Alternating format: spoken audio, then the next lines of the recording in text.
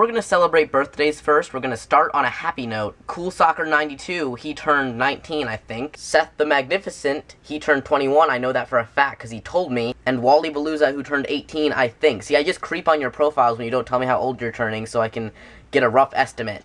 So these people are all a year older, which is an amazing thing because life is amazing and it can be very enjoyable. And it can also be incredibly troubling at times. So let's get right into this. So this week's topic is suicide. So far, the week has been pretty sad, which makes sense because it's a sad topic. And today isn't going to make it any less sad. So if you're in a great mood and you don't want to hear about suicide, by all means, you do not need to watch this video. And if you're in a terrible mood and you don't want to hear about suicide, then by all means, you don't have to watch this video. Let me first say that I've had my low points. I've been upset. I've been upset for long periods of time. I have contemplated, like, the concept of suicide, but I've never actually considered it as an option. I've never actually wanted to take my own life, so I feel like I'm not really an authority on the subject. I don't know what it's like. So I guess I'm not 100% comfortable talking about it. I don't want to say the wrong thing, and saying the wrong thing in a topic like this, I don't want to be responsible for that, but here it goes anyway. So my life was pretty much carefree for a long time. I'm an incredibly privileged person. I basically got everything I wanted. From one of my brother and I's birthday party, we did like joint birthday parties, we had a moon bounce, a cotton candy machine, and a food fight.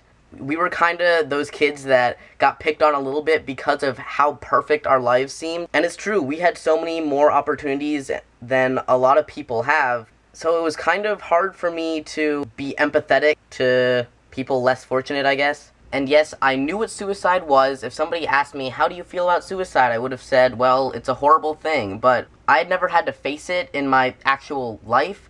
And the first time I ever did was when actually a member of my family was talking about how he was suicidal. And I know they were family, but to be honest, I just wasn't that close with them. And I was young, so it's not like I ever had a conversation with this person about their feelings or what got them to that point. All I saw, from my perspective, was how all of the people that loved them were suffering because of it. And so for a long time, just the thought of suicide just made me a really angry person, because it was people that I cared about who were being affected by somebody who was suicidal, and that made me angry. I was one of those people who thought that suicide was an incredibly selfish thing to do, that if you were somebody who was going to think of doing something like that you were kind of a weak person, because I would think, you know, all these people who love you are so upset because of what you're doing. How dare you not just keep on living just for them? If I could look back in your life and see a moment where you looked happy, I could point to that moment and say, how do you know that'll never happen again? Clearly,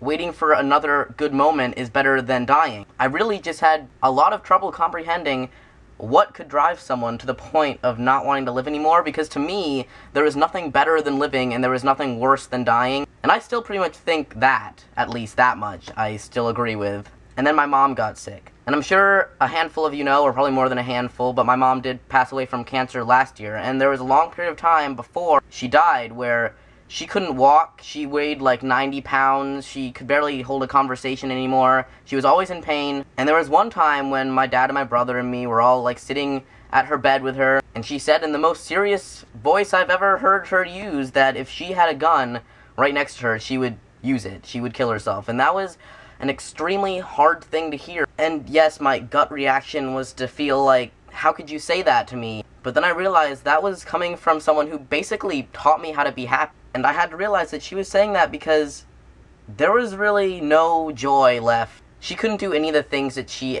used to do or that she enjoyed doing. She would lay in that bed all day, every day. I didn't quite realize how awful that was, because she would lay there and I could sit there with her, or I could get up and leave and I could do whatever I want and live a normal life. And it's really hard to put yourself in someone's shoes who has come to the point where they can't find any joy left in their life. And I realized that somebody who wanted to die, it doesn't have to be somebody who hasn't enjoyed a single second of their entire life. And it doesn't have to be a weak person either, because she was definitely one of the strongest people I've ever met.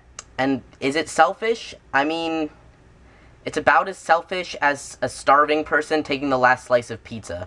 If you're sitting there and somebody you know comes to you and tells you that they're contemplating suicide, you can't point at their past and be like, you smiled this one time, because it has nothing to do with their past. It has to do with what they're going through at that time. And if you're going through something really, really awful, it's hard to see how the past matters, and it's easy to want to get out of it being awful, and when you see no way out, like my mom could see no way out, and I can only imagine that people who want to kill themselves, they feel like how my mom felt, where they feel like they're completely trapped in this horrible feeling, and that there is only one way, and that way would be suicide. And can I just say that there are very, very, very few occasions where there is no way out, there's no other way out than suicide. I think the main purpose with my video this week is to say that if you're one of those people who pass judgment on people who are contemplating suicide, who commit suicide, if you label them as selfish or attention seekers, if you discount their feelings as fake, you really can't say things like that, because as a person who does not consider suicide, you have enough good things in your life at that time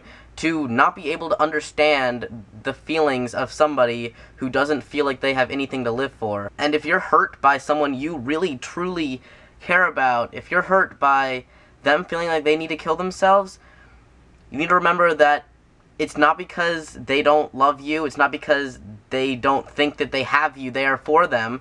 In fact, if they're divulging that information to you, it might be because they know that you're going to be there for them, and you need to be there for them. I don't know what it feels like to be so incredibly upset that I want to die, but I do know what it feels like to be incredibly upset. I've always gotten out of those moments, and there's really nothing better than coming out from, like, this terrible depression and seeing something that makes you happy, whether it's like something amazing or whether it's just looking at a tree and just remembering that you're really glad to be on this planet. And I think that if you wait long enough, everybody's going to have another moment like that. You just gotta keep fighting, because eventually life's gonna reward you. And yeah, I don't know. See you next Thursday.